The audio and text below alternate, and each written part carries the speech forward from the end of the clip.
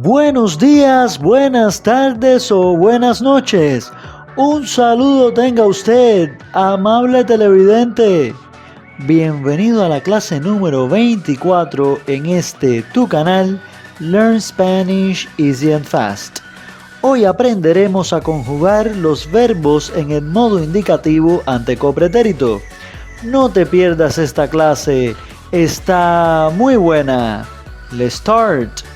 Comencemos.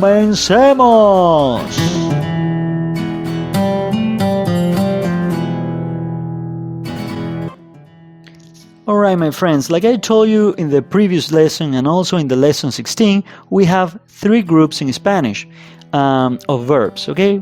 The verbs always end in these endings, AR or ER or IR. AR is the first group, ER is the second group, and IR is the third group, okay? The endings for each verb.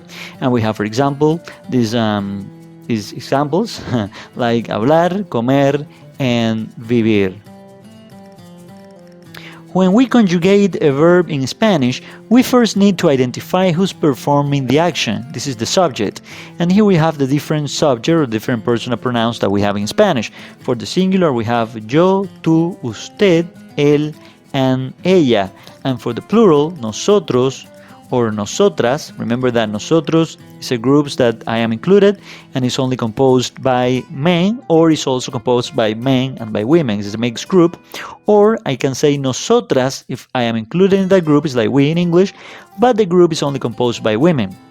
I also have ustedes, ellos, again, when the group is only composed by men or composed by men and by women.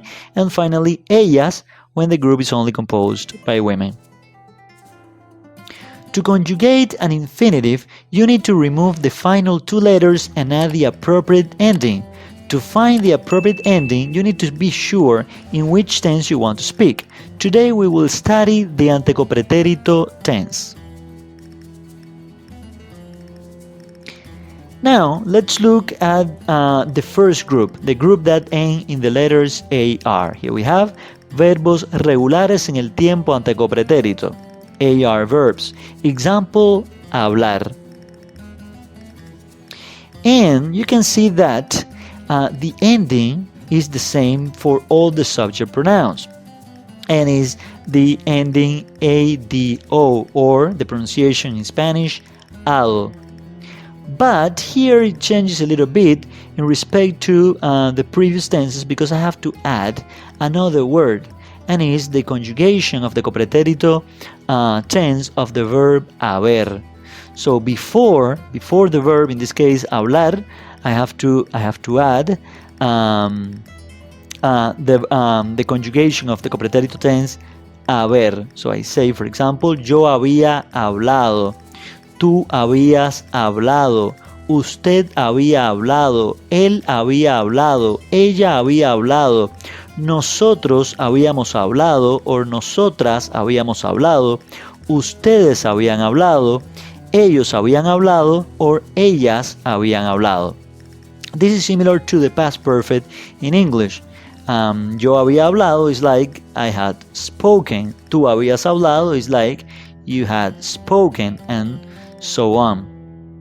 Okay? And we have other examples such as escuchar, estudiar, trabajar, and many other verbs that we have that belong to the first group in Spanish. An example, I can say, for example, yo había hablado con Juan cuando llegaste a la casa. Or I can also say, yo había acabado de hablar con Juan cuando llegaste a la casa. Remember that I can omit the personal pronoun, the subject pronoun, if I think that is not necessary. It's similar, as you can see, similar to English with the tense in English past perfect. It's an action that happens before another action in the past. When I got home, you had spoken to Juan. Okay, I got home, but before that, another action had happened. That is that you had talked to Juan. So in this case, for example, yo había hablado con Juan cuando tú llegaste a la casa. Or I can also say, cuando tú llegaste a la casa, yo había hablado con Juan. Or I can also say, yo había acabado de hablar con Juan cuando tú llegaste a la casa.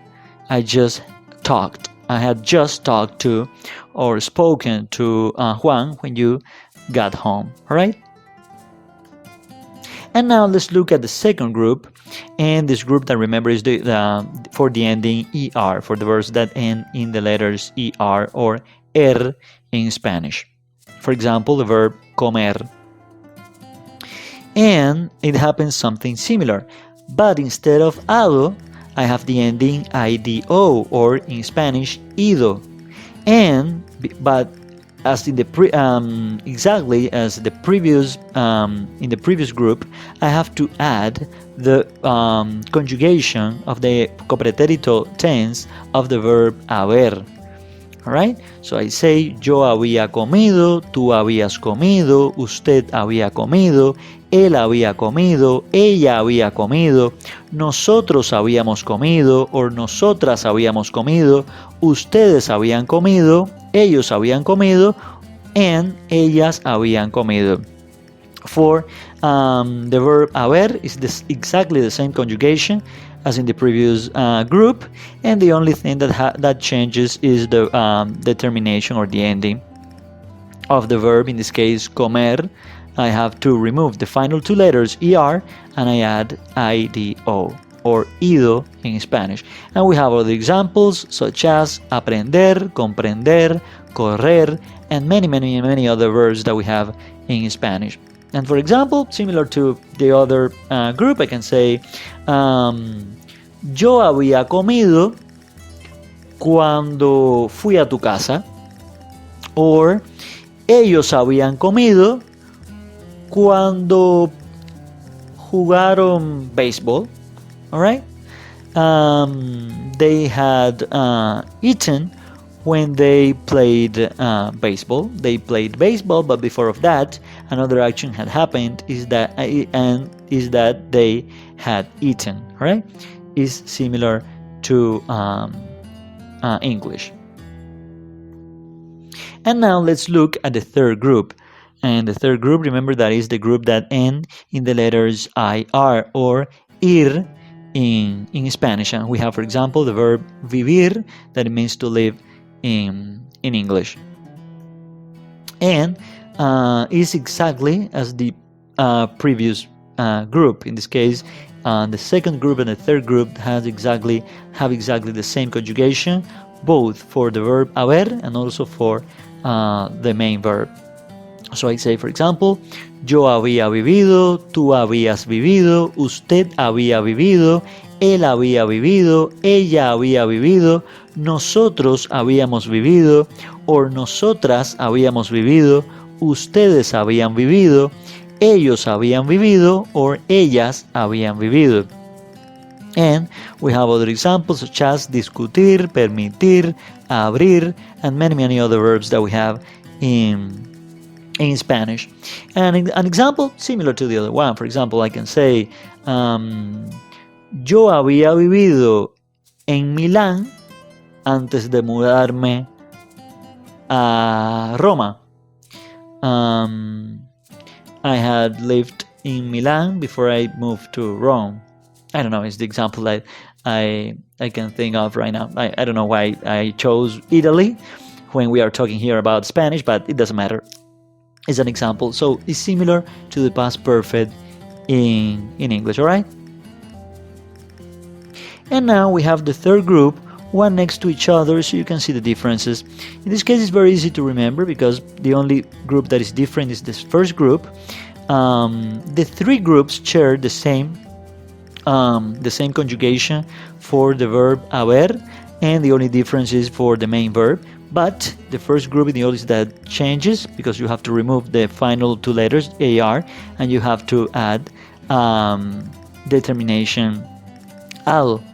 All right, and for the second and for the third group is exactly the same ending, that is the ending ido or IDO. All right, but is very easy to remember. And now, amigo o amiga que me estás viendo y escuchando, déjame en los comentarios algunas oraciones en las cuales uses el tiempo antecopretérito. Muchas gracias. Es todo, amigos. Recuerda darme un me gusta, suscríbete y no te olvides de darle a la campanita. Nos vemos en la clase número 25. Adiós.